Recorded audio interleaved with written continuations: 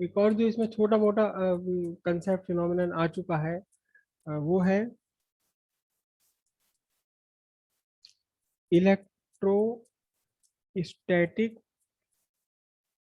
Shielding. Electrostatic shielding, अब ये electrostatic shielding होती क्या है? होती क्या इलेक्ट्रोस्टैटिक शील्डिंग? अगर कभी आप कभी आपका रेडियो सुनने का चांस पड़े, रेडियो, मैं रेडियो की बात कर रहा हूँ, एफएम की नहीं। आपके जो मोबाइल में एफएम है वो एक अलग चीज है। रेडियो जो एएम होता था, एएम ब्रॉडकास्ट रेडियो, विविध भारती का, हालांकि आजकल तो सुनता ही कौन है। या जो पुराने वाला टीवी था, पुराने वाला टीवी तो आपने कभी देखा ही नहीं होगा कि घर के ऊपर एक एंटीना लगा होता था ऐसा। घर के ऊपर एक एंटीना लगा ठीक। होता था, फिर यहाँ से दो तार आते थे टीवी के अंदर यस तक। सर। तो ये वाला एंटीना वाला टीवी है या रेडियो है, एएम एएम एएम ब्रॉडकास्ट या मीडियम वेव ब्रॉडकास्ट। तो ये रेडियो में या इस टीवी में चलते हुए काफी डिस्टरबेंस दिखाई देता है अगर आसमान में बादल घोर गरज कर रहे हैं। अगर आसमान में बादल है, मौसम खराब सा है, बिजली कड़क रही है, तो रेडियो में बार बार डिस्टरबेंस आता, और जो टीवी इस एंटीना से चलता था उसमें भी बार बार डिस्टरबेंस आया करता था। उसका रीजन क्या है? कि जब भी कहीं स्पार्क प्रोड्यूस होता है, अभी भी आप इसे एक्सपीरियंस कर सकते हो। अभी भी आप एक्सपीरियंस कर सकते हो, कोई रेडियो आप चलाओ और अपने घर का कोई भी एक switch bar bar on off करो। तो जब आप ऑन ऑफ करोगे तो आपके इस रेडियो में क्लिक क्लिक क्लिक क्लिक की आवाज होगी, जब भी आप ऑन करोगे या ऑफ करोगे इसे। एएम में भी सुनाई देती है वो, जो सॉरी एफएम होता है उसमें भी सुनाई देती है, आपके मोबाइल वाले एफएम में नहीं। जो नॉर्मल एफएम होता है, मोबाइल से अलग जो एफएम होता है उसमें भी सुनाई देता है। आप एफएम चलाओ, एफएम चलाओ और आप किसी स्विच को बार बार ऑन ऑफ करो तो आपको इस एफएम के साउंड में एक टिक टिक कटर कटर कटर कटर की आवाज अलग से सुनाई देगी, क्लिक क्लिक क्लिक क्लिक बार बार सुनाई देगा। रीजन क्या है? कि जब भी कहीं दो दो पॉइंट्स के बीच में इलेक्ट्रिसिटी का डिस्चार्ज होता है, इलेक्ट्रिसिटी का जब डिस्चार्ज होता है, इलेक्ट्रिकल डिस्चार्ज है, डिस्चार्ज जब होता है इलेक्ट्रिकल, तो यहाँ से कुछ इलेक्ट्रोमैग्नेटिक वेव्स बनती है। इलेक्ट्रोमैग्नेटिक वेव्स बनती है, वो इलेक्ट्रोमैग्नेटिक वेव्स इस एफएम के साथ इंटरफियर करके इसकी साउंड क्वालिटी खराब कर देती है। अभी आपने कभी एक्सपीरियंस नहीं किया होगा ये। तो एफएम जो है या कोई भी ऑडियो सिस्टम है जो ब्रॉडकास्टिंग सर्विस से कनेक्टेड है, उसमें ये ईएम वेव, इलेक्ट्रोमैग्नेटिक वेव जो बन रही है इस स्पार्क में, इस स्पार्क के थ्रू, इस स्पार्क से बनती है इलेक्ट्रोमैग्नेटिक वेव। कैसे बनती है इसको भी हम आगे डिस्कस करेंगे अगले लेसन में, कई कई लेसन के बाद में ये है। तो यहाँ से वो इलेक्ट्रोमैग्नेटिक वेव इस हमारी इस ब्रॉडकास्ट में रिसीवर में प्रॉब्लम क्रिएट करती है, इंटरफेयर करती है, इसको हम बोलते हैं इंटरफेयर, इंटरफेरेंस क्रिएट करती है, इंटरफेरेंस क्रिएट करती है। अब ये इंटरफेरेंस चलो हमारे एफएम में थोड़ा क्लिकर सुनाई देगी, कभी कभार सुनाई देगी, काम चल जाएगा। लेकिन कई जगह ऐसे होता है कि ये इंटरफेरेंस बहुत खतरनाक हो जाता है। ये इंटरफेरेंस बहुत खतरनाक हो जाता है, मतलब बहुत बड़ी प्रॉब्लम कोई क्रिएट कर सकता है। तो उस इंटरफेरेंस से रोकने के लिए हमें करनी पड़ती electrostatic shielding. Electrostatic shielding actually में क्या है? It is prevention of some region, it is prevention of some region, किसी एक रीजन को प्रिवेंट करना। कहाँ से? From, prevention of some region from external electric field, बाहरी किसी भी इलेक्ट्रिक फील्ड से बचा लेना किसी भी रीजन को, इसे हम बोलते हैं इलेक्ट्रोस्टैटिक शील्डिंग। और इलेक्ट्रोस्टैटिक शील्डिंग का एक बहुत ही बढ़िया एग्जाम्पल है आपके घर में आने वाला, आपके घर में आने वाला टीवी का केबल।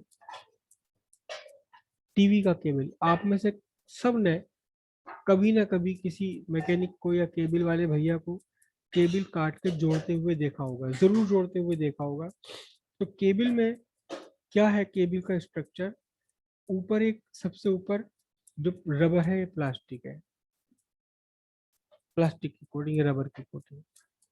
इस रबर की कोटिंग या प्लास्टिक की कोटिंग के अंदर आपको मिलेगी एक जाली जैसा स्ट्रक्चर होता है, जाली जैसा स्ट्रक्चर है, पूरी घिरी हुई जाली होती है इसके ऊपर। उसके बाद में फिर से, उसके बाद में जो है फिर से एक प्लास्टिक का पाइप सा होता है, प्लास्टिक का पाइप है, फिर से क्या है, एक प्लास्टिक है, और फिर इस प्लास्टिक के बीचों बीच, इस प्लास्टिक के बीचों बीच एक कॉपर का वायर होता है, ठीक है। और ये जो है ये भी क्या है, ये भी आपकी कॉपर की एक मैश होती है, जाली। ये एक्चुअली इलेक्ट्रोस्टैटिक फील्डिंग है, जहां से भी ये केबल चला हुआ है, किससे, टीवी ब्रॉडकास्ट, जो आपका नेटवर्क ब्रॉडकास्टर है जो नेटवर्क दे रहा है आपको आपके मोहल्ले में, वहां पर ये जो जाली है, इसको अर्थ कर दिया जाता है। अर्थ कैसे करते हैं, अर्थिंग करने का यही तरीका होता है। वहां उनके ऑफिस में या उनके घर में ये इस तरह की अर्थिंग कर दी जाती पहले। तो उस अर्थ कर दिया गया इसको, पूरे को अर्थ कर दिया, अर्थ कर दिया। और जो बीच वाला वायर है, इस वायर में जो कॉपर का बीच का वायर है, इसमें एक्चुअली सिग्नल मूव करता है। जो आपका सिग्नल जिससे आपका टीवी चल रहा है, वो इस वायर के अंदर मूव करता है। तो इसे अर्थ कर देने से क्या होता है, इसे अर्थ कर देने से क्या होता है, समझिए।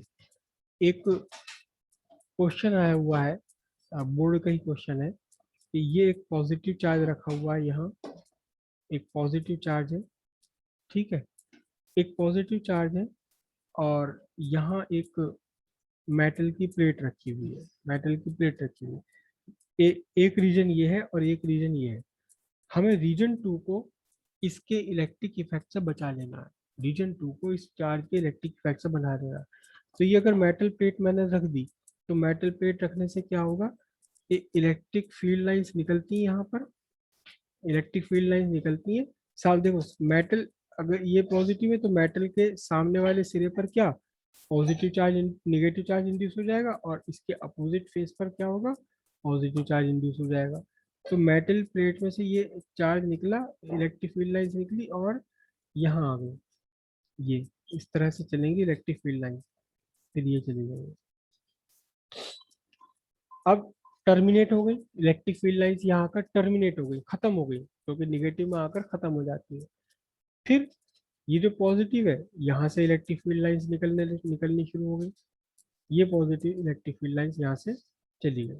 तो रीजन वन में भी इलेक्ट्रिक फील्ड है और रीजन टू में भी इलेक्ट्रिक फील्ड है, लेकिन रीजन टू को हमने प्रोटेक्ट करना है, रीजन टू को हमने प्रिवेंट करना है इलेक्ट्रिक फील्ड से। हम ये चाहते हैं कि इस रीजन टू में बाहर का कोई भी इलेक्ट्रिक फील्ड ना आए, बाहर का इलेक्ट्रिक फील्ड यहाँ इफेक्ट ना डाले। तो इसके लिए क्या करेंगे, इसके लिए सिंपली इस प्लेट को अर्थ कर देना है। कैसे, उससे क्या इफेक्ट पड़ेगा, देखिए, अर्थ कर देने से क्या इफेक्ट पड़ेगा। ये आपका positive charge, positively charge body, ये रखी हुई है यहाँ एक metal plate, necessarily metal plate, ये प्लास्टिक प्लेट या किसी और चीज से काम नहीं बन पाएगा, necessarily metal plate.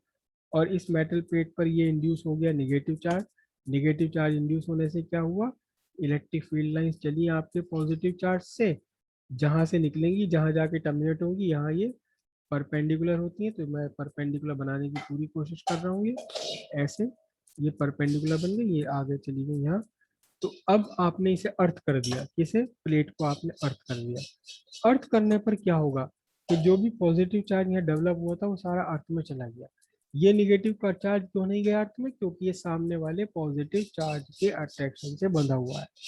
Negative charge क्यों नहीं गया, क्योंकि सामने वाले पॉजिटिव चार्ज के अट्रैक्शन से बंधा हुआ है। तो निगेटिव चार्ज चला गया, पॉजिटिव चार्ज चला गया, और यहाँ अब इस रीजन में इलेक्ट्रिक फील्ड यहाँ कोई भी है ही नहीं, कोई इलेक्ट्रिक फील्ड यहाँ नहीं है। इस तरह से आपका जो रीजन वन है यहाँ इलेक्ट्रिक फील्ड रहेगा, लेकिन जो रीजन टू है ये इलेक्ट्रिक फील्ड से बच गया, एक्सटर्नल इलेक्ट्रिक फील्ड से बच गया। बिल्कुल वही केस यहाँ होता है। यहाँ जब आपने इस मैश को, बाहर वाली जो जाली है, इसे अर्थ करा दिया, तो अंदर का जो वायर है जिसमें एक्चुअल सिग्नल चल रहा है, वो सिग्नल पर बाहर के किसी भी इलेक्ट्रिक फील्ड का इफेक्ट नहीं होता। इलेक्ट्रिक फील्ड का इफेक्ट नहीं होता, जो सिग्नल चल रहा है वो भी तो इलेक्ट्रिसिटी के फॉर्म में चल रहा है सिग्नल, उस सिग्नल में कोई भी डिफरेंस नहीं आएगा। इसी तरह इसीलिए जब आप केबल टीवी देखते हैं तो केबल टीवी देखने पर अगर बाहर आपके मौसम खराब है, बिजली कड़क रही है, तो आपके केबल टीवी में कोई भी डिस्टरबेंस नहीं आएगा। क्यों? क्योंकि वो डिस्टरबेंस को शील्ड कर दिया गया, एक्सटर्नल इलेक्ट्रिक फील्ड से शील्ड कर दिया गया। तो किसी भी रीजन को अगर हमने शील्ड करना है किसी एक्सटर्नल फील्ड से, ये एक मेरे पास एक रीजन है, इसे हम मुझे प्रोटेक्ट करना है, तो सिंपल सी बात है, इसे किसी मेटल से ढक दो, चारों तरफ इसे किसी मेटल से ढक दो। जैसे कि ये जाली से ढक दिया गया, बीच वाले तार को जाली से ढक दिया गया। जरूरी नहीं कि ये आपका पूरा का पूरा क्लोज्ड हो, जाली भी हो सकती है। इसे ढक दो रीजन को, और इस जाली को क्या कर दीजिए, आप अर्थ कर दीजिए। तो दूसरे रूप में आप ये समझ सकते हैं कि जब आपने इसे अर्थ कर दिया तो इसका जो पोटेंशियल है, इसका आपने पोटेंशियल क्या कर दिया, पोटेंशियल आपने जीरो कर दिया, अर्थ का पोटेंशियल जीरो। तो आपने इस पूरे मेटल केज, इसको मैं बोलूंगा केज, मेटल का जो पिंजरा है, इस मेटल केज को आपने अर्थ कर दिया तो इसका पोटेंशियल जीरो हो गया। और पहले ही आप पढ़ चुके हैं कि किसी भी मेटल के अंदर हर एक पॉइंट पर उतना ही इलेक्ट्रिक पोटेंशियल है जितना इलेक्ट्रिक पोटेंशियल उसके बाहर के सरफेस पर है। तो बाहर के सरफेस को आपने अर्थ करके जीरो पोटेंशियल कर दिया, तो इसके अंदर के रीजन पर भी पोटेंशियल कितना ही रहेगा, अंदर के हर जगह पोटेंशियल जीरो रहेगा। पोटेंशियल भी जीरो हो गया और इलेक्ट्रिक फील्ड तो होता ही नहीं, इलेक्ट्रिक फील्ड तो होता ही नहीं किसी भी मेटल एनक्लोजर के अंदर। मेटल कोई एनक्लोजर है, बंद है, उसके अंदर इलेक्ट्रिक फील्ड हमेशा जीरो। आपने इसे अर्थ करके इसका पोटेंशियल भी जीरो कर दिया। तो अब ये जो भी चीज आपकी है, जो भी रीजन है आपका इस मेटल केज के अंदर, ये किसी भी बाहर के एक्सटर्नल फील्ड से बिल्कुल अनइफेक्टिव रहेगा। इसे हम बोलते हैं इलेक्ट्रोस्टैटिक शील्डिंग।